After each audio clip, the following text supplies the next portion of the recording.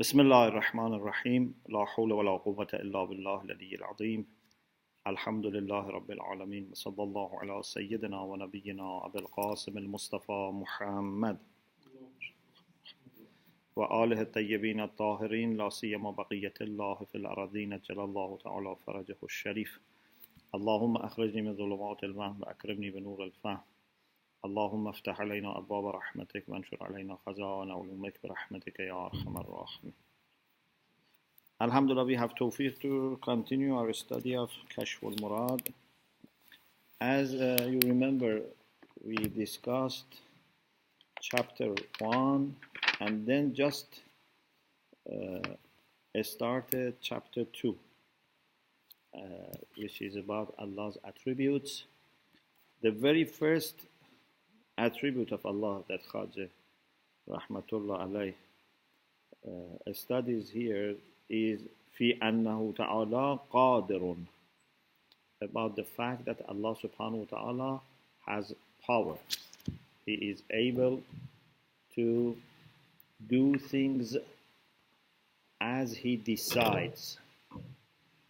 This is the meaning of power. قال الثاني في صفاته وجود العالم بعد عدمه ينفي الإيجاب. Existence of the world, of the universe. And as we will inshallah explain, alam means ma sib Allah. Anything other than Allah subhanahu wa ta'ala is alam. Okay? So alam has no plural. Alam has no plural in this sense. So if we say awalim as a plural, it's not the plural for alam. Awalim means domains, realms. But alam in this sense means everything other than Allah subhanahu wa ta'ala, therefore has no plural. Alamin also, which we have in Surah Ham, the ulama say this is not the plural of alam. Alamin has the form, the appearance of plural, but it's not really plural. Because alam should not be made into plural with waw and noon or ya and noon. Because in Arabic, waw and noon and ya and noon are for anything which is aqil, intelligent and male. So alamin is different and means al-uqala'u min ahl al-alam. Alamin means those creatures which have aql, like human beings, jinns, angels. In any case, وجود العالم بعد عدمه, existence of the universe after its non-existence, ينفي الإيجاب, refutes al-Ijab, means refutes the idea that God is mujab. God is not mujab. Okay. What does it mean? We already had an introduction last week. Pardon? Mujab for mutakallamun, for theologians, is something or someone that has no control over his actions. It's not that can sometimes decide to do and sometimes decide not to do. Mujab means the action comes whenever this agent is there. It's like forced to make this action. Okay? So, mutakallamun in order to prove that Allah subhanahu wa ta'ala is Qadr and Mukhtar, because Qadr and Mukhtar here means the same thing. For God, when they say Qadr and Mukhtar means the same thing. In order to prove this, they very much relied on حدوثه العالم, on the fact that the world is حادث, means it didn't exist and then it came to existence. They say the fact that this universe didn't exist, although Allah existed, then this world started to exist, shows that Allah can decide. We had two situations, Allah without the world, Allah with the world. So it means that He is not forced to create. He can decide when and where and how to initiate existence. So for mutakallamun, the main focus of the argument is حدوث العالم.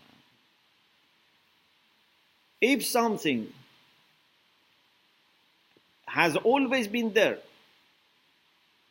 like suppose qadim, eternal, and its action was also always there, you could not bring this argument. You could not say that He is Mukhtar. If Allah was always there and Alam was always there, welcome.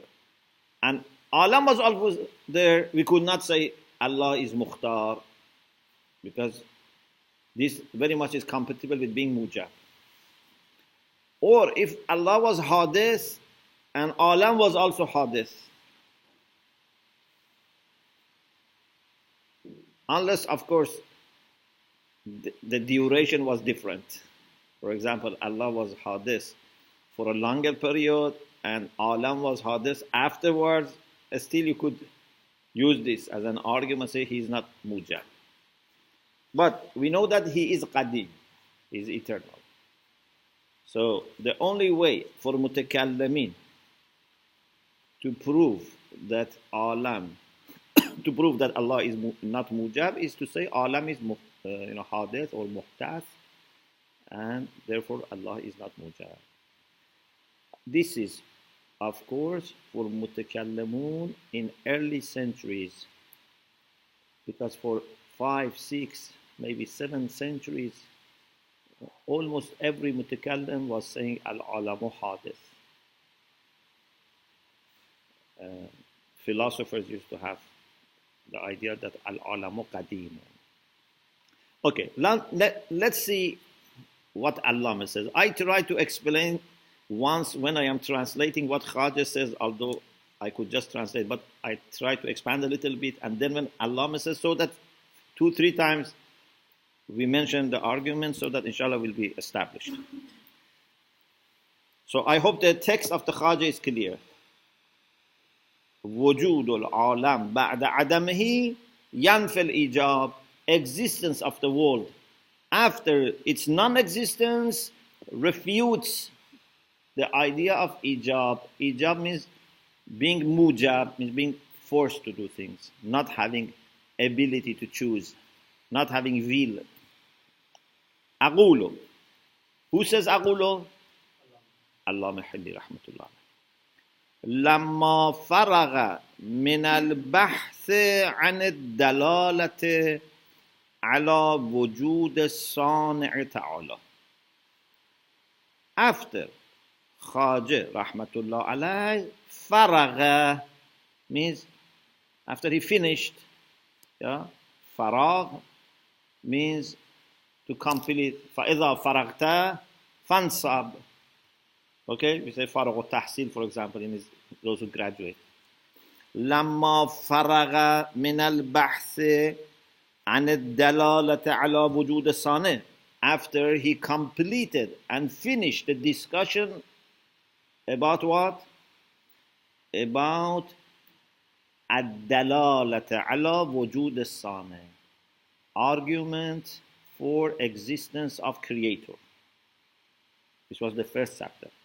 after he managed to finish that discussion about existence of creator, شرع في الاستدلال على صفاته تعالى. Khaja started reasoning and arguments for qualities of Allah, attributes of Allah.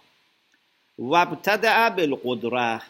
The very first thing he mentioned as attributes of Allah is the qudra, is the power of Allah subhanahu wa ta'ala. Power in the sense of doing what he wants. Inshallah, I will explain that philosophers develop this concept further, and they say كون الفاعل بحيث إذا شاء فعل وإذا لم يشاء لم يفعل. If the doer is doing when he wants and doesn't do when he doesn't want, we say he has qudra. He has ability to choose, to decide. والدليل على أنه تعالى قادر. The proof for the fact that Allah is Qadir, is powerful, أننا قد بينا. This is now the proof, the argument. What is the argument? We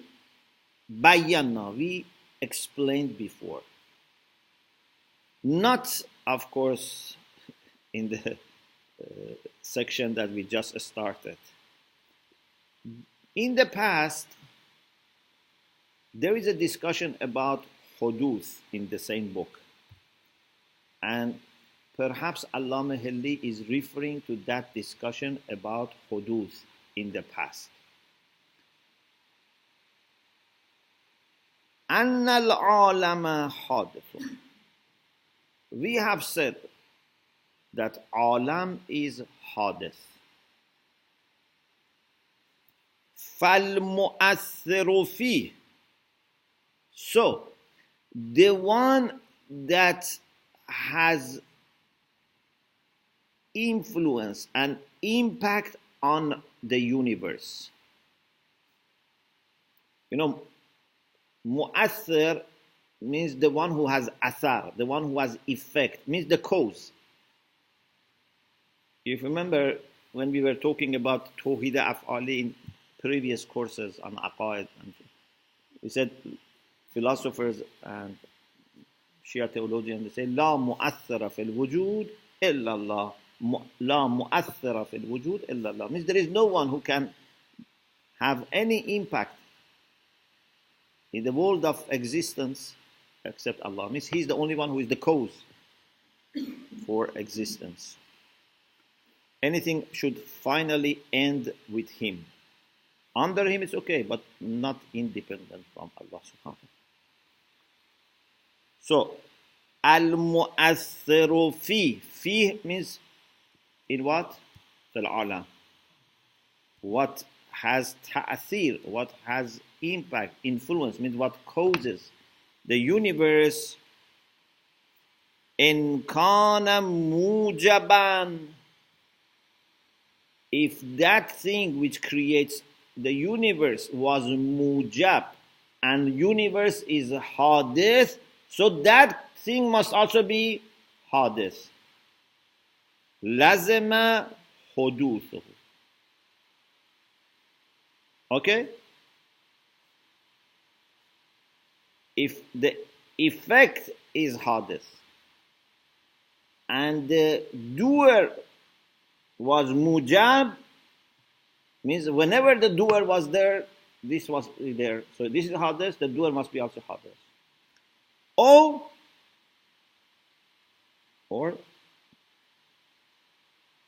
عدمه ما فرضناه حادثا. Or it would imply to change your first supposition and say, no, we made mistake that we said this alam is hadith. We have to say this alam is qadim. So either you have to make creator hadith if you want to insist on حدوث العالم, or you have to say عالم is قدیم, because we cannot have قدیم, eternal فاعل who is موجب and his action is حادث. Okay? So, if it is mujab, means whenever he is there, he has to have this. He has no control. Yes. The same. Because every effect is an action for the cause. Acts of bringing to existence.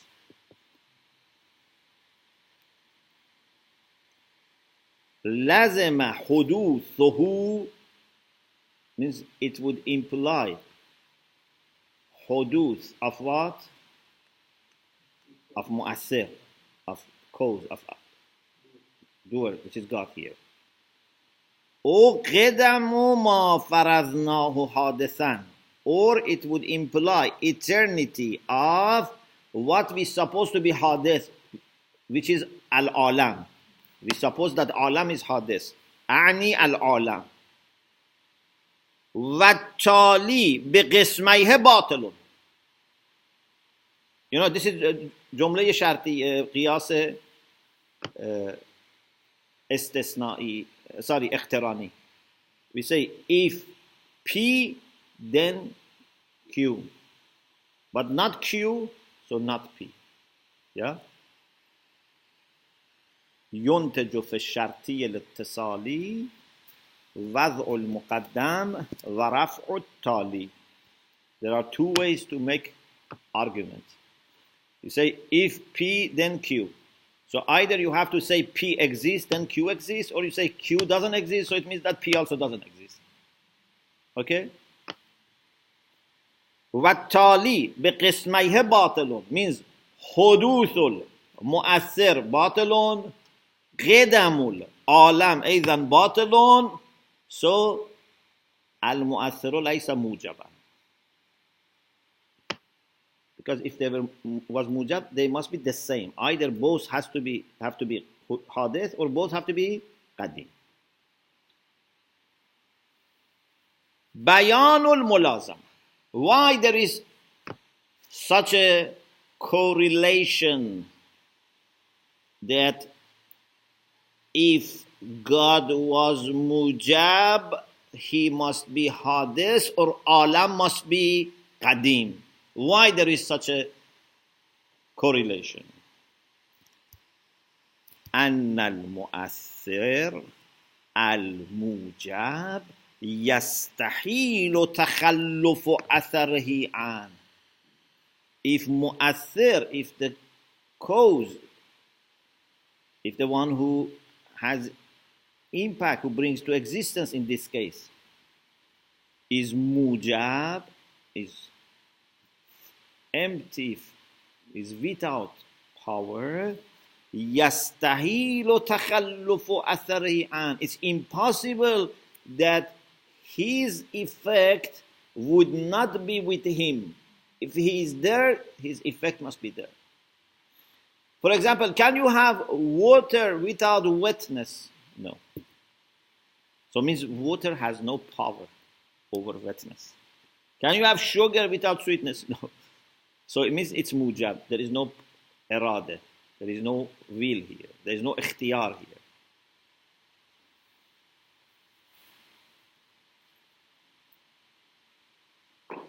وَذَلِكَ يَسْتَلْزِمُ. And this, we mean by this what? That تخلف الأثر عن الفاعل الموجب مستحيل. It's impossible that the effect is not with the mu'athir, with the cause.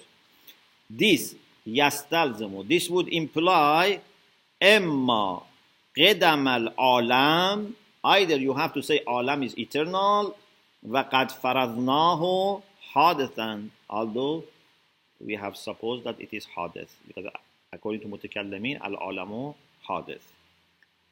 أو حدوث المؤثر, or we have to say the cause is حادث.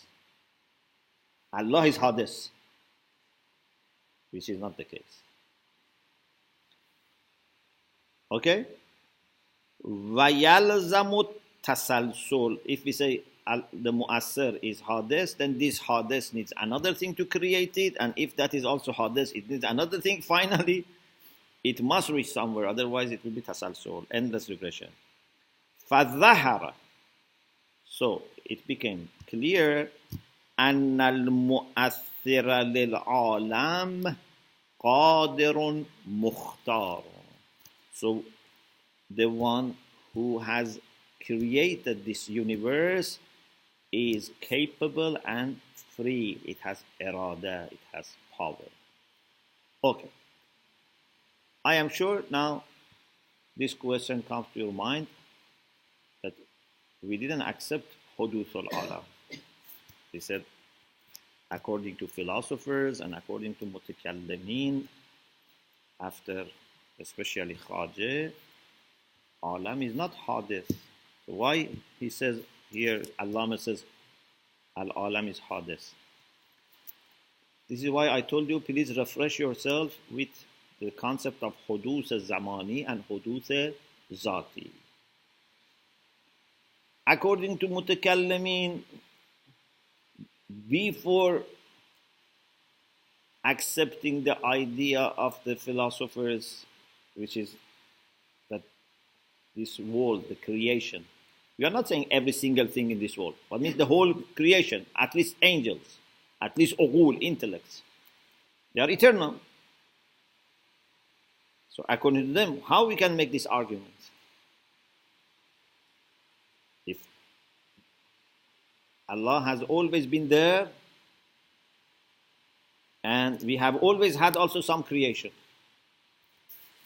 Yeah, because this is the concept according to the philosophers and mutakallimin after Khajeh. We don't have any time that Allah didn't create anything. First of all, the concept of time without creation doesn't make sense. Plus, because Allah is fayyad ala al-itlaq, He's absolutely gracious, absolutely generous. We cannot think of Allah having no creation. So does it mean He is forced?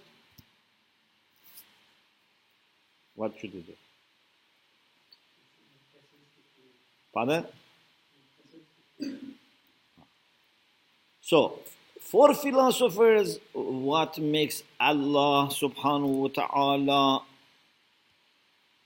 capable, powerful, free, or we say Qadr Mukhtar, is the fact that His mashiyah, His will, is part of the complete cause.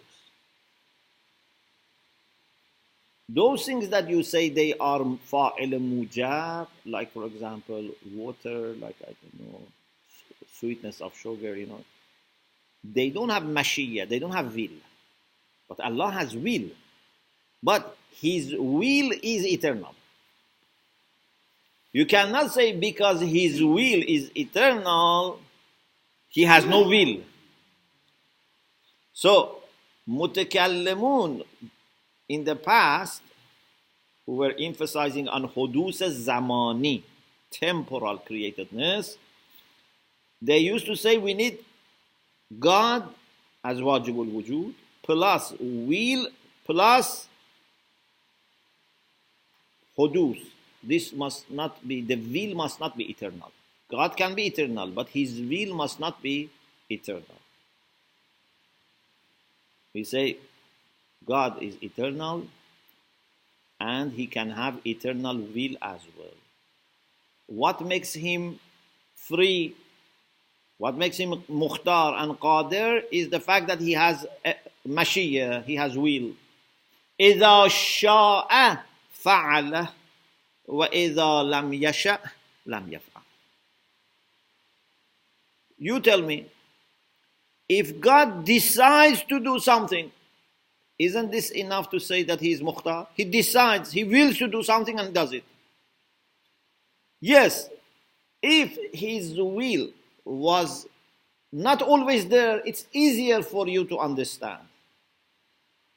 Because by comparison, you say, okay, this didn't exist before, so he didn't have will before. Now he must have willed it, therefore it exists. This makes for you easier to understand that he is not mujab. But if Allah has always wanted to create, still he is mukhtar. So for philosophers, حدوث زمانی is not the criterion, is not the reason for God being free and powerful. Question?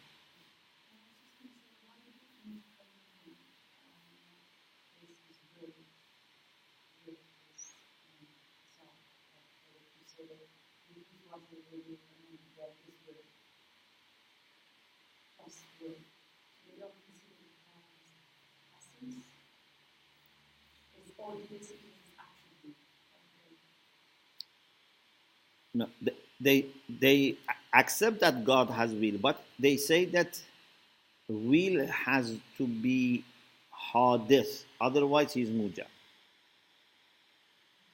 We say will is enough to make something free action of God.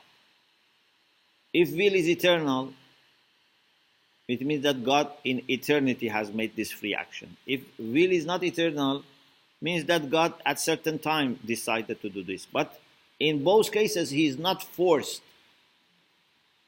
Who can force God? There is nothing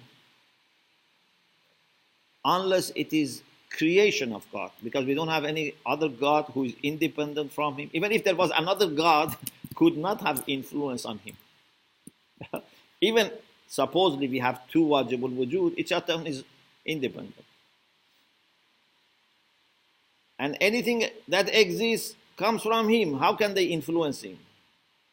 So, it's by his own essence that Allah decides to create. When, where, how, he decides. Of course, his decision can be taking into account many things. For example, if he wants to create a flower, rose flower, he creates it when there is the seed or, the soil or the oxygen. Because he normally does things with asbab. Sometimes natural asbab, natural causes, sometimes supernatural. But he does things normally according to the asbab. He doesn't create normally without any prerequisite, except in alam al-amr, about mujarradat, which totally depend on his command. Alam al-khalq depends on fulfillment of the conditions as well. That's another issue. What is important is that everything totally depends on him. Even Allah doesn't have impact on himself. In Dua Arafah, we say, Ilahi taqaddasa ridhak an takuna lahu illatun mink. فَكَيْفَ تَكُونُ لَهُ عِلَّةٌ مِنِّي. Your pleasure is greater than being caused by something from you, let alone by me. Because Allah cannot be thought that he has influence on himself. Because if he has influence on himself, means he has something that he doesn't have. It doesn't make sense. We can obviously have no impact on him because we are from him. So, there is nothing that can force God to do something. If he does something, it's according to his own qualities, according to his own essence, nothing from outside. He can decide to do things at certain time. He can decide to do things eternally. In both cases, he is mukhtar. Yes.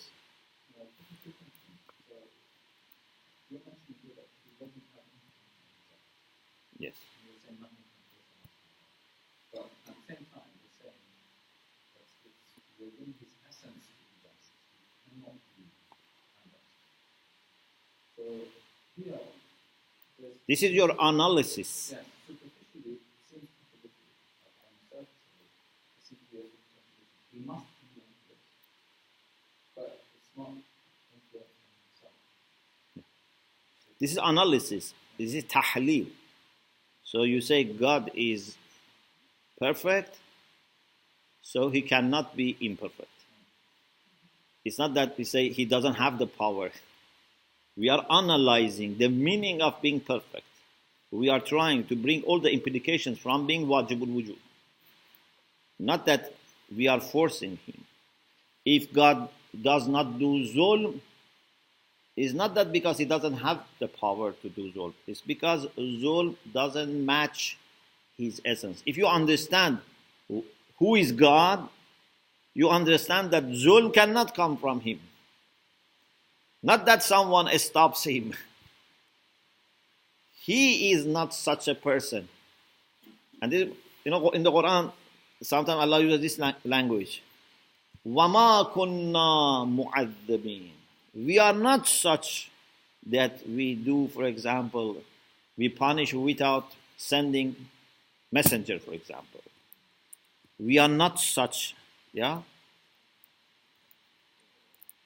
It means that his essence does not match this. مَا ذَلِكَ الظَّنُّ بِكَ. Means this is not the way we understand you.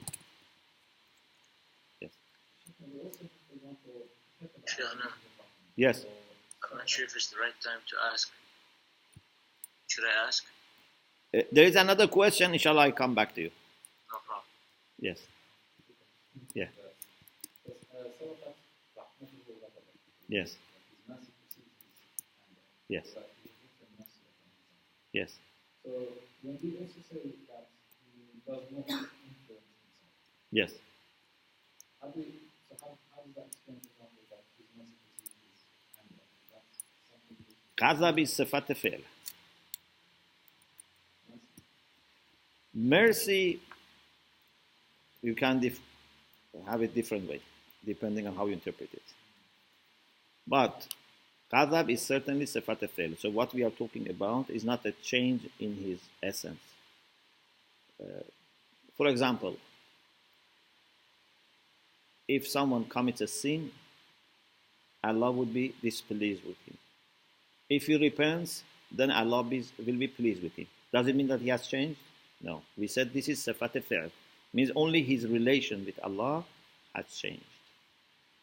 Yes. The second question related to Kalam. Yes. Gracious and. Now we also have, for example, Alam al-Khalq. You differentiate that from Alam al-Am. You say that, for example, in Alam al-Am, Yeah. Alam al-Am. Mujarradat Alam. But we also have Alam al-Khalq. Where there is an essence of time. Yes. So how do we also answer this question? Because this is the question that they used to ask. Yes. Why didn't God create it before?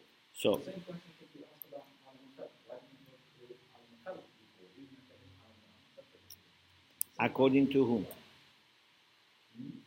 According to philosophers, they say this alam can be eternal.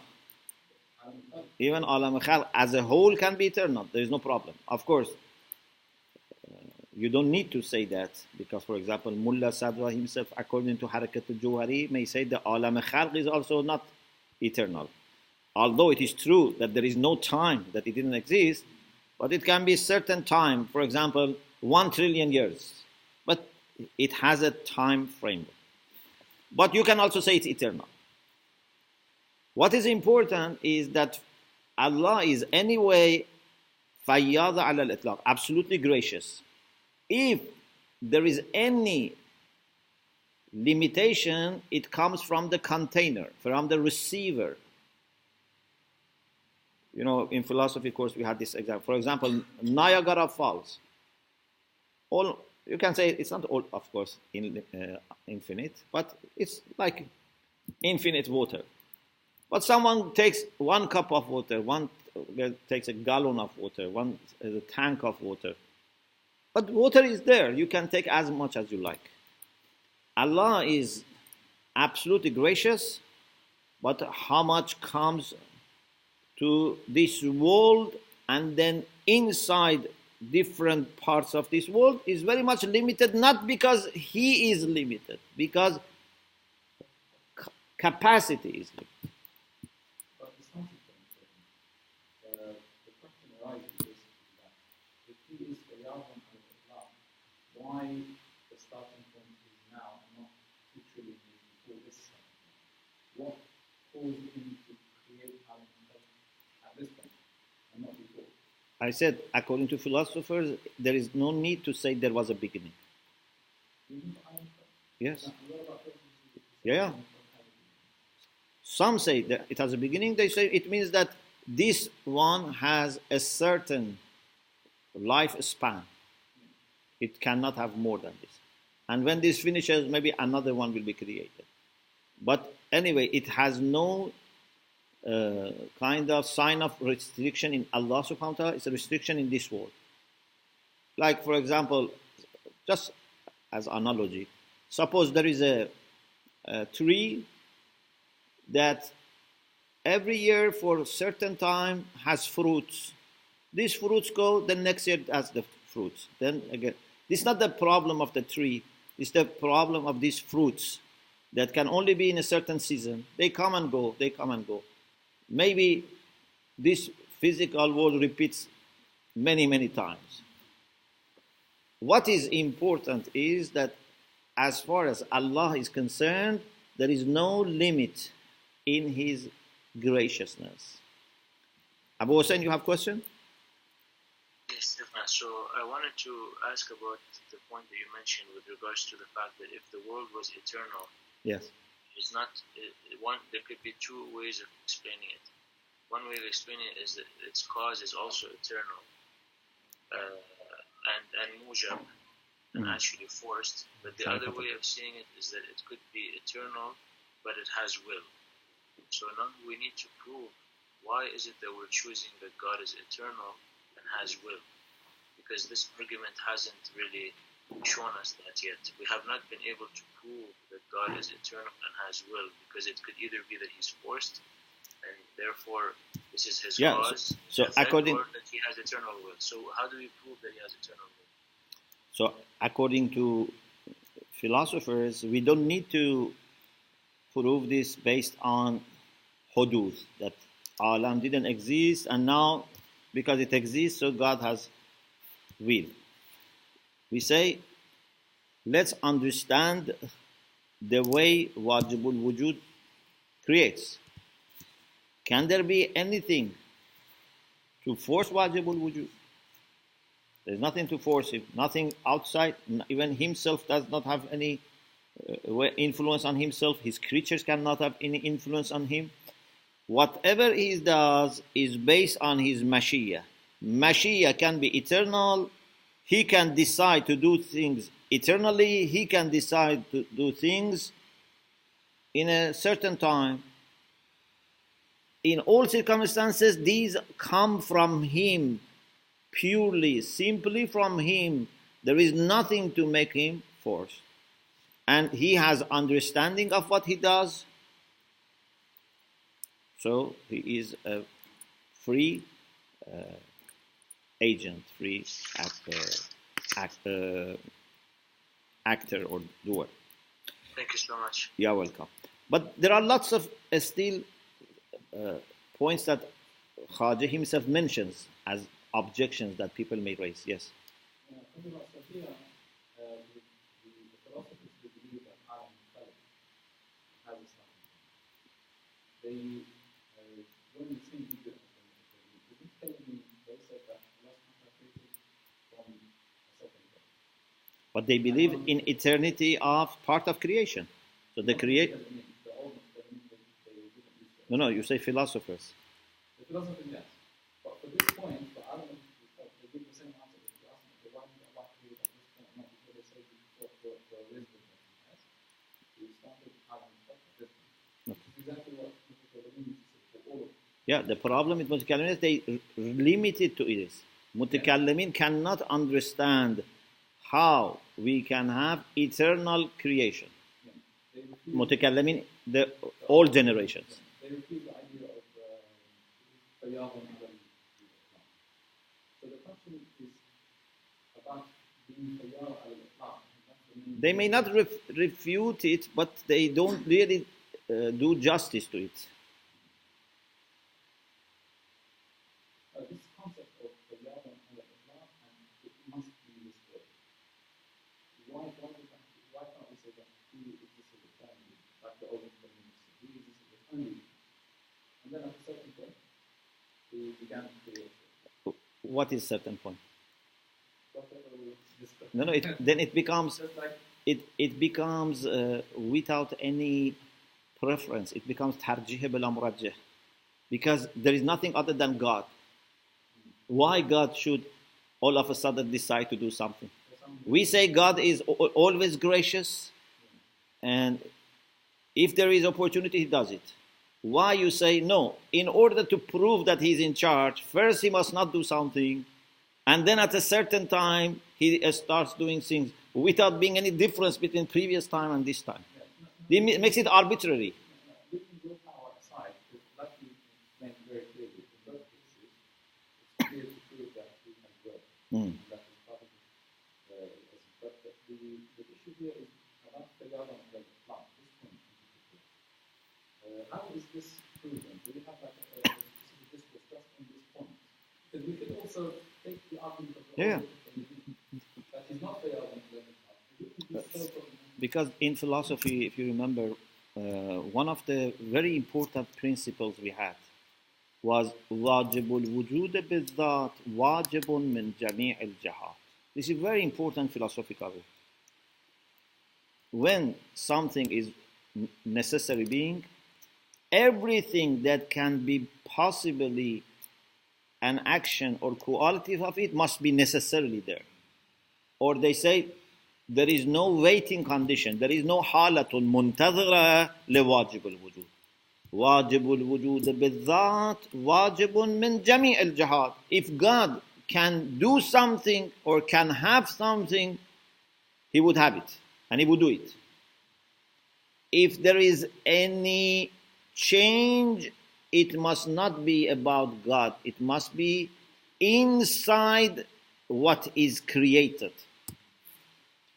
Therefore, we said in philosophy course that according to philosophers, all these changes and orders, something comes later, something comes after, all are within the system which is created by God at once.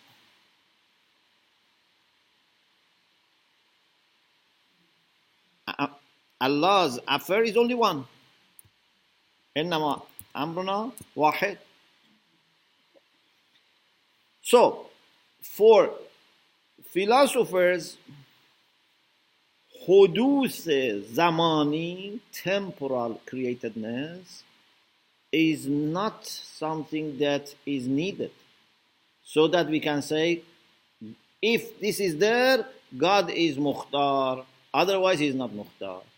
They say, what makes God mukhtar, what makes God powerful and in charge of His actions is His mashiyah, His will.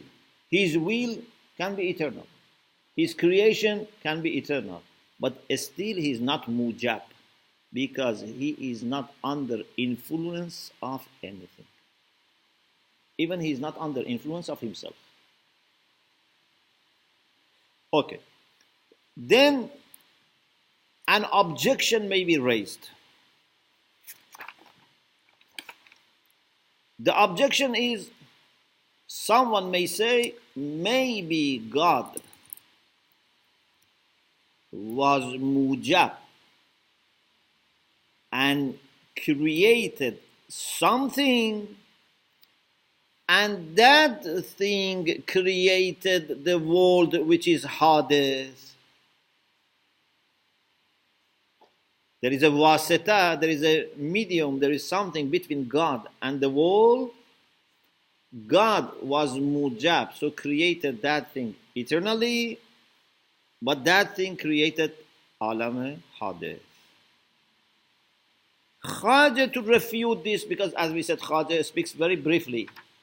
He says, وَالْوَاسِطَةُ غَيْرُ مَعْقُولَةٍ. It doesn't make sense.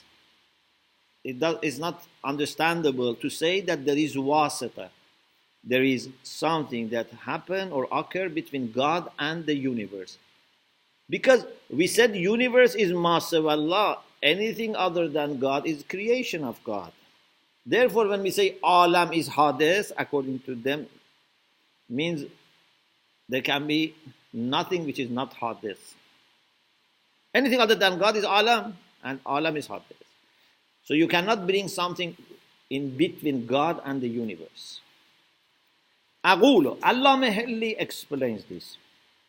لما فرغ من الاستدلال على مطلوبه. After he finished reasoning, arguing for his own claim, شرع في أنواع من الاعتراضات للخصم. After that, Khaja started mentioning different objections that the opponents may bring. Because a good scholar should always anticipate the objection. Either these objections are already made or you must anticipate. Yeah? Whenever you want to teach something, give lecture, in addition to thinking about how to deliver, you must think about what questions and objections may be raised by my speech, by my teaching. And prepare yourself for that and check your idea. Maybe you can revise your point if you think the question is strong or objection is strong. شرع في أنواع من الاعتراضات للخصم. Khaja started in different types of objections for khasm. Khasm means enemy, but here means opponent. ما وجه المخلص منها. Also with that, the point which saves us or rescues from those objections. وتقرير هذا السؤال. What is the question that now Khaja wants to answer? You know, in Hausa we have this terminology. If you answer an anticipated question, not the question which is already asked. If you answer an anticipated question, we call it دفع دخل مقدر. دفع دخل مقدر means responding to an attack which is not already done. You anticipate. Okay? دفع دخل مقدر. If you hear this, it means to answer to an objection which is supposed to come, has not yet come. So you must be sometimes anticipating and giving answer without being in need of listening to someone making this objection. So what is explanation of this question? وتقرير هذا السؤال أن يقال is to say like this. دليلكم يدل على أن مؤثر العالم مختار.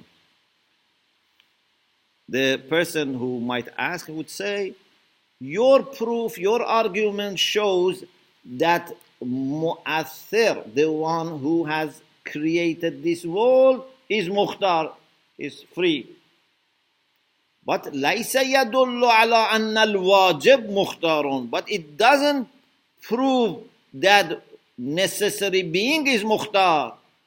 Because maybe mu'athir is something between wajibul wujud and alam.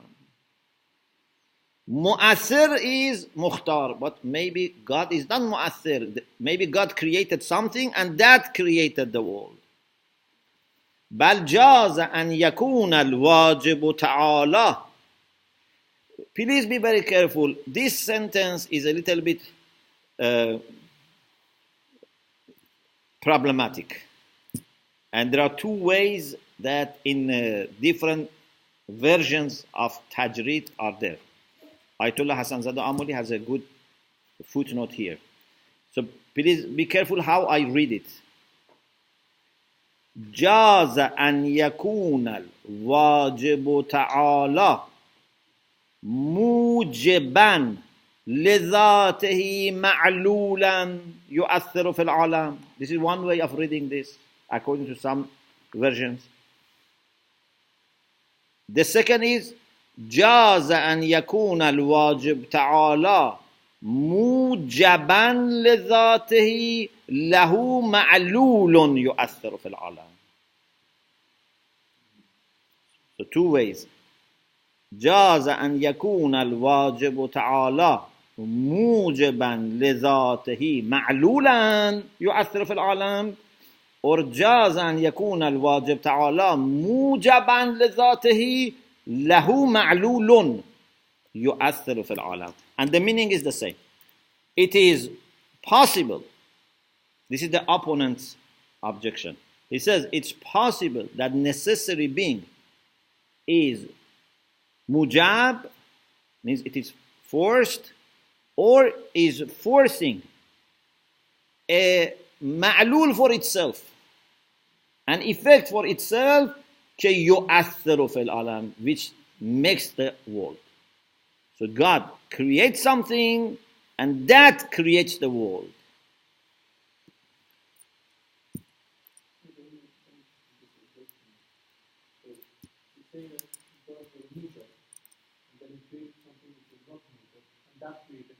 Yeah. Like us, we are mukhtar. No one denies that we are mukhtar. The question is God also mukhtar or not? Otherwise, we know that there are things which are mukhtar.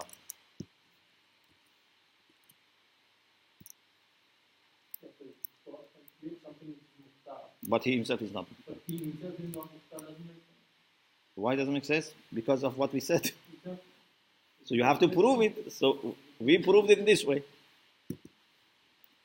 But you cannot just say if there is mukhtar, then God must be mukhtar. You have to bring an argument.